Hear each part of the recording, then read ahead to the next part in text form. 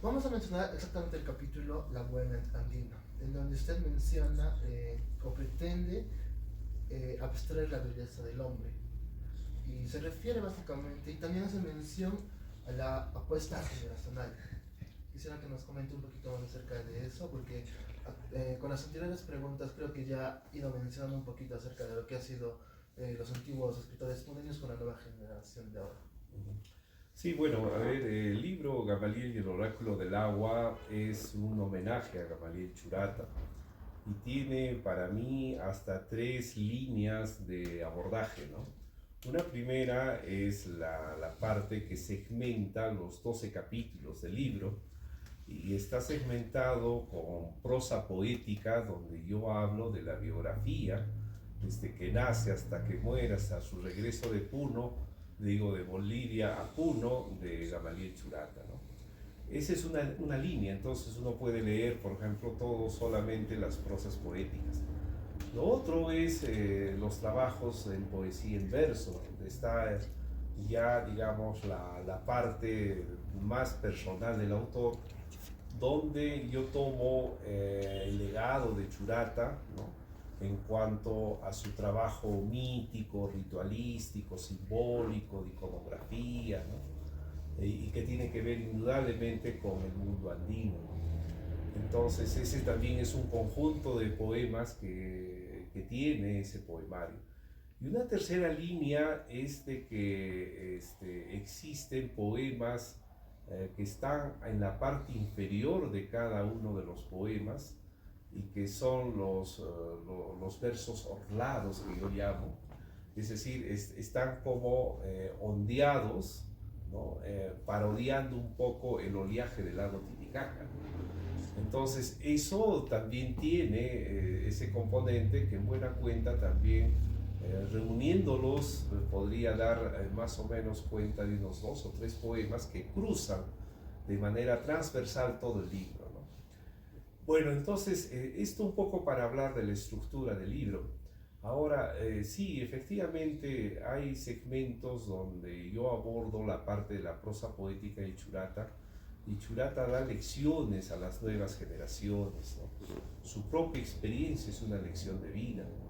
Y efectivamente, ¿no? Nosotros, si conocemos a Churata, vamos a ver a un hombre íntegro en todo su sentido cabal, ¿no?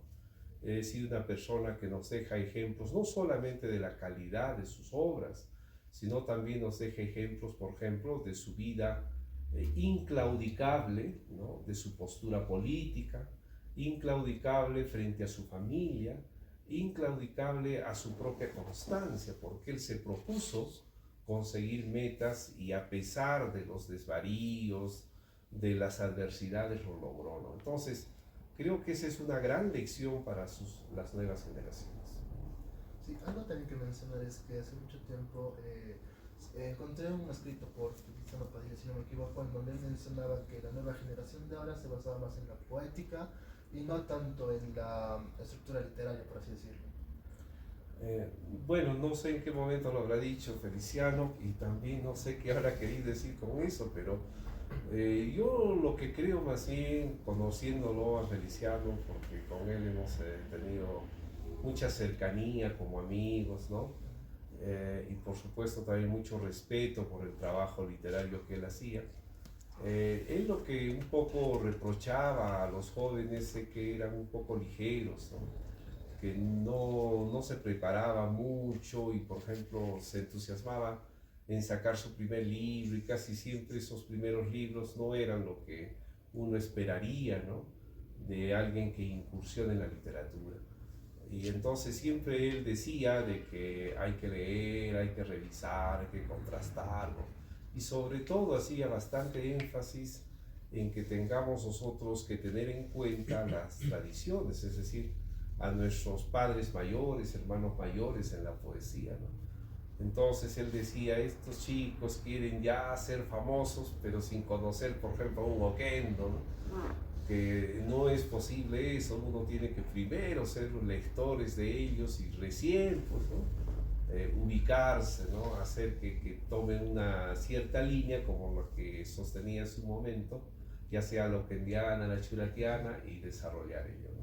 Ya, muchas gracias. Ahora vamos a pasar a una pregunta muy interesante.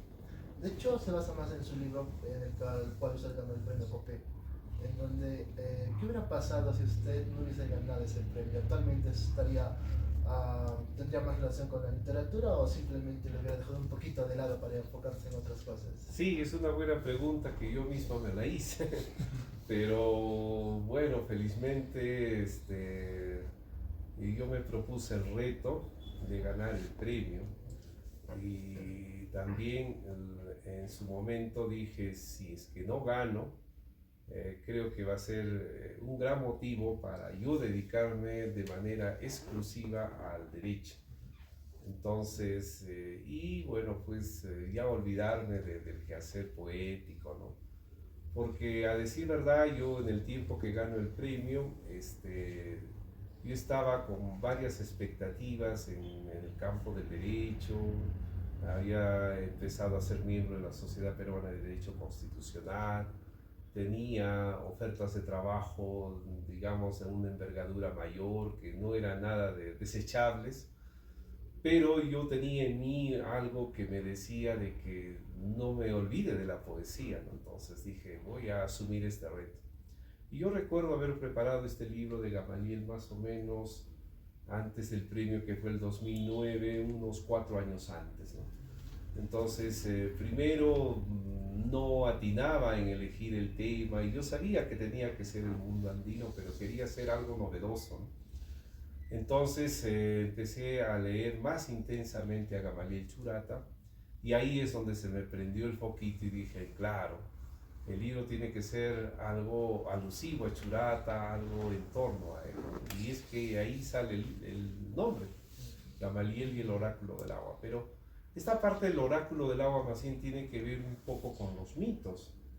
Tiene que ver además con muchas cosas que en el Pez de Oro Gamaliel habla de estos mitos fundacionales, ¿no? Por ejemplo, cuando habla Huiracocha del mito del lago Titicaca, ¿no? Como emanadora de todo lo que fue el imperio del Tahuantinsuyo y lo que en buena cuenta es la cultura andina. Entonces, ahí es donde dije, bueno, este es mi marco, ¿no? Este es el tema.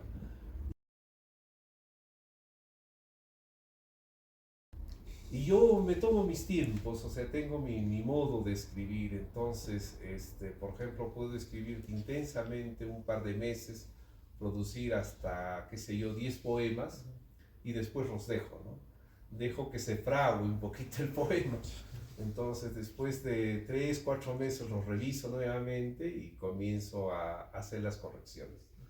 Entonces, me parece que eso, bueno, cada quien puede crear, digamos, su forma de trabajo. En el campo andino, por ejemplo, como temática en mi caso, yo trato de rescatar algunos términos, algunos vocablos, algunas palabras que lo utilizamos coloquialmente, cotidianamente, ¿no? Y a mí me parecen eso absolutamente rescatables. Ustedes van a ver en mis poemas palabras, por ejemplo, que son combinación inclusive a veces del idioma aymara con el castellano. Cuando decimos, por ejemplo, que andamos calapatas, que algo que comemos está chuma, ¿no? Esas cosas que se nos ha quedado ya como parte de la cotidianidad, pero que indudablemente otros lectores no lo entenderían.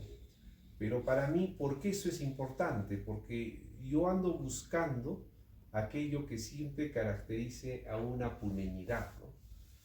Omar Aramayo alguna vez dijo de mi poesía, Boris Espesú es un terco buscador de la poesía puneña, ¿no? Es decir, de las cosas puneñas que nosotros vivimos de manera cotidiana.